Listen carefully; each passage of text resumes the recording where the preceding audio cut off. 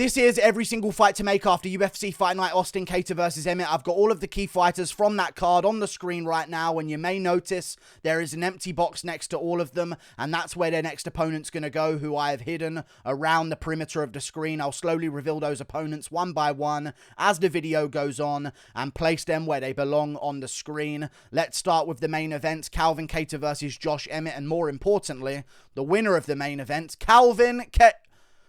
Never mind, Chris Lee gave round 4 to Josh Emmett and therefore gave him the win, even though Kattar should have won rounds 2, 4, and 5.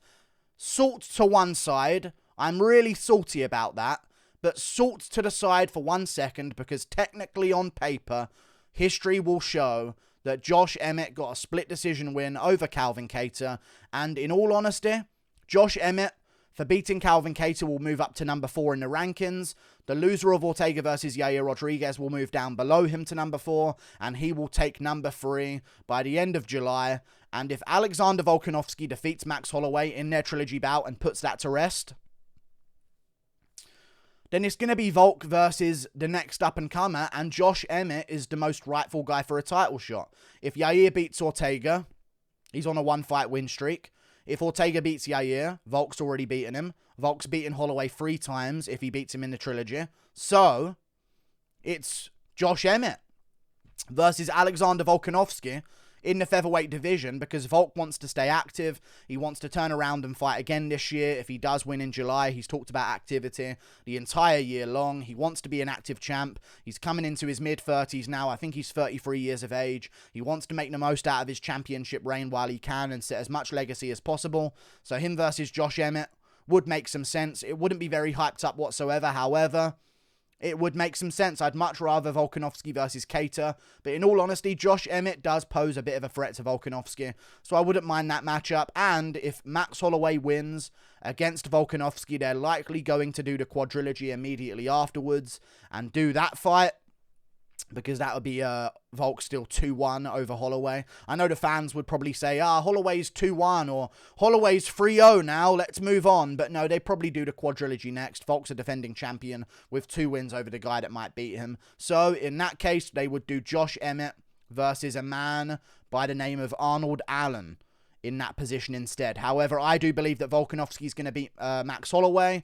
And if he does, then it's going to be Josh Emmett versus Volk next.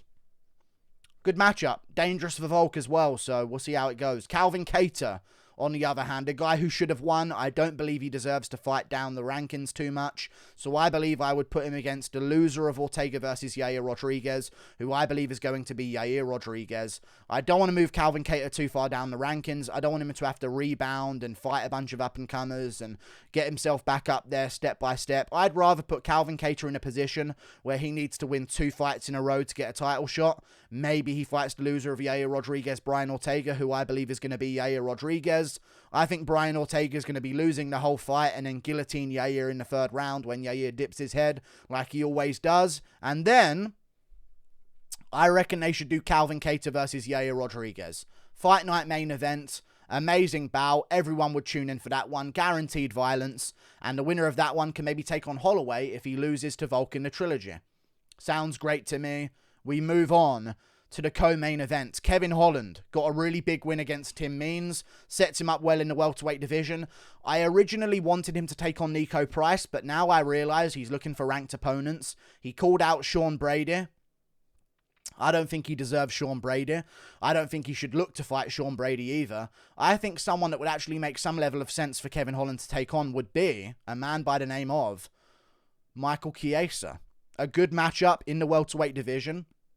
Also a guy who doesn't really have much options right now over who he's going to be taking on, because Sean Brady's on a win streak. He's undefeated. He can kind of pick and choose who his opponents are. He could wait for a top-ranked guy if he wanted to, because he's, 15-0, 16-0 on a win streak in the UFC. Whereas Michael Chiesa has no negotiation power over who he faces whatsoever, and he kind of has to fight the next up-and-comer, and I think that should be Kevin Holland. So Kevin Holland, if you want a top-ranked guy in the rankings of welterweight, I would prefer that you fight in July against Niko Price and just get another win and fill up another card and add to the main card of UFC 277, which is not looking too stacked right now, if you ask me. So, Kevin Holland, Michael Chiesa on the main card of a pay-per-view in September or the prelims of a pay-per-view in September. Maybe they could headline the September pay-per-view prelims or something along those lines. Maybe they could do a fight night main event between Kevin Holland and Michael Chiesa, or a co-main event of a fight night with those two instead. I think that's a good matchup for him, and Michael Chiesa has no choice. He's a big name. He's 1 foot out the door anyway. He's on a 2-fight losing streak. He arguably needs to fight an up-and-comer now anyway, so why not make it Kevin Holland? I think they're both big names, and it'll be a good matchup. If he wants to test his grappling at welterweight, Chiesa's the guy to do it against. Moving on to another guy who had a great performance on the card. Joaquin Buckley had an amazing performance against Albert Duraev. Finished him in the second round. I picked him as an underdog, and he got the job done as a big underdog. Thank you, Joaquin Buckley. And he's looking for names at middleweight. I think he's 1 fight away from like a ranked opponent. I think he needs to win 1 more fight, and then we can start looking at the ranked names in the middleweight division. And I think that name might just have to be Iain Heineck. I know it's not a name you've heard of recently. He used to be ranked at number 15, 14. He's just slipped out the rankings recently. I think he's at number 16 or 17 on Ranking MMA. He's just outside the rankings. And again, these other guys on the come up are not going to want to fight Joaquin Buckley after what he just did to Albert Duraev, who people kind of saw as the boogeyman, even though I didn't think that was the case, which is why I picked Buckley to beat him. So, Buckley, dangerous up-and-comer. He's 28 years of age. We don't need to rush him by giving him a ranked opponent right now. Plus, there's no ranked opponents free. I would like him to stay active and turn around in about 3 months' time against Iain Heineck, who's a tough guy on a losing streak, so he doesn't have any negotiation power. He'll take whatever fight the UFC gives him. So let's make Joaquin Buckley versus Iain Heineck to get Joaquin Buckley just outside the middleweight rankings, and then we can start looking at some ranked opponents for Buckley to move him up the rankings of the middleweight division. Joaquin Buckley versus Iain Heineck is a good matchup to me, and a matchup they can definitely make, in my opinion. Moving on to another fight on the card, basically the feature fight as well. Damir Ismagulov versus Guram Kutateladze. Very close fight. It edged the way of Damir Ismagulov. And that's a really good fight. Really high-level guys. Both guys are probably going to end up at the top of the lightweight division anyway. So if I was them, this is the approach I would take. Damir Ismagulov is looking for a good name in the lightweight division. He needs a ranked opponent next. There's a fight coming up in a couple of weeks' time at UFC 276. I believe it is Adesanya versus Cannonier. And that is Brad Riddell versus Jarlin Turner. I don't know who I'm picking for that matchup yet. But for the purpose of getting him a ranked opponent, if Riddell wins, he'll definitely be ranked in the division. And I think he needs to win another one against an up-and-comer before he starts looking for a jump into the top 10. And if Jarlin Turner wins, I think it's the same situation. Lightweight is so stacked right now. I don't think Jarlin Turner can just jump in, beat Brad Riddell, and then start looking for top 7, top 8 names in the lightweight division to jump up again. You've got to defend your spot and then jump, and then defend your spot and then jump. That seems to be the process right now for the UFC lightweight contenders. So I think Damir Ismagulov versus the winner of Brad Riddell versus Jarlin Turner in the co-main event of a fight night as the headliner of a prelims of a pay-per-view. Any of the above, I think that would be a great matchup on the October Abu Dhabi card. So Damir Ismagulov can bring some of his fans over from Kazakhstan, I believe he's from, closer to Abu Dhabi, of course, around that area of the world. I think that would be great. If Brad Riddell wins with no problems, or if Jarlin Turner wins with no problems, them versus Damir Ismagulov is a great matchup to make in the lightweight division to test out their grappling. We move on to another fighter that took place on the card. Guram Kutateladze lost to Damir Ismagulov. He's 30, Guram Kutateladze. So I'm not thinking that we maybe reset and take it slow and fight a couple of bad guys and then come up and fight some good guys again. If we're going to get the most out of Guram, I think he needs to be thrown into the fire once more. And I think he needs to be on that October card in Abu Dhabi again with Damir Ismagulov versus the winner of Turner versus Riddell and take on Big Money Moicano. Renato Moicano fought in February, I believe, maybe March, one of those 2 months. I think it might have been March, in all honesty. It was the co-main event of Covington versus Masvidal in March. So, in my opinion, we do Guram Kutateladze versus Renato Moicano in the lightweight division. Renato needs a lot of time off because he took a lot of damage against Rafael Dos Anjos. He's just outside the rankings. Same with Guram Kutateladze. I consider him a top 20 guy in the lightweight division. Soon to be a top 10 guy if he keeps putting together some good wins. So I believe No easy fights for Garam. He's proved he's one of the better guys in the division that eventually is going to be in the top 10. So let's test it again. Garam Kutateladze, Renato Moicano. They're both in their prime, coming towards their prime anyway.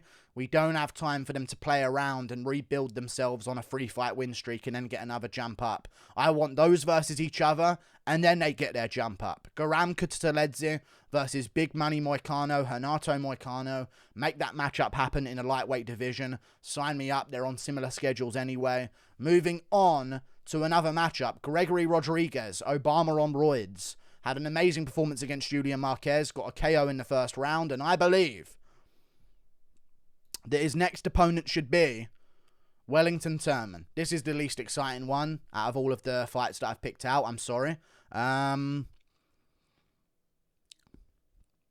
Yeah. Why not? They're on win streaks. They're both Brazilian. They're both on 2-fight win streaks. Gregory Rodriguez recently lost, so he's need to rebuild himself a little bit first. Wellington Turman lost 3 fights ago as well. He's on a 2-fight win streak. Same with Gregory Rodriguez. So, are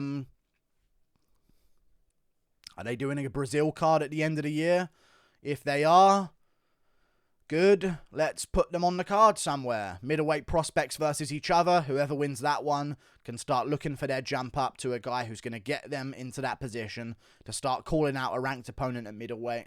Wellington Turman, Gregory Rodriguez. Rodriguez took no damage. He's 30. No more wasting time. Turn him right back around and put him on another card coming up soon and before the end of the year against Wellington Turman. Only one Brazilian middleweight prospect can survive.